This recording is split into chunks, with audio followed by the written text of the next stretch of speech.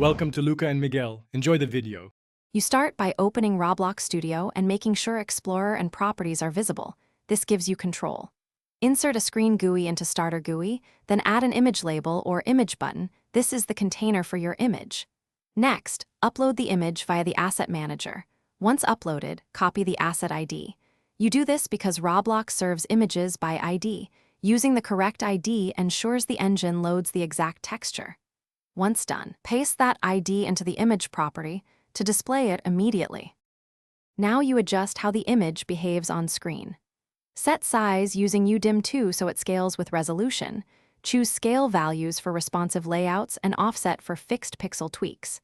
If you use a sprite sheet, modify image rect offset and image rect size to crop the right frame.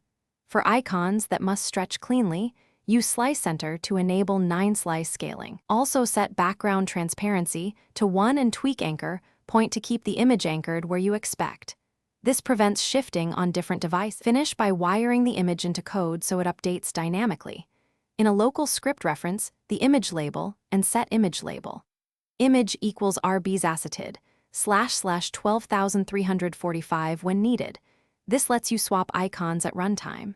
Then test and play solo and use device emulators to verify aspect ratios and responsive behavior. If the image doesn't appear, check permissions on the asset, ensure the ID is exact, and clear cached content or root load.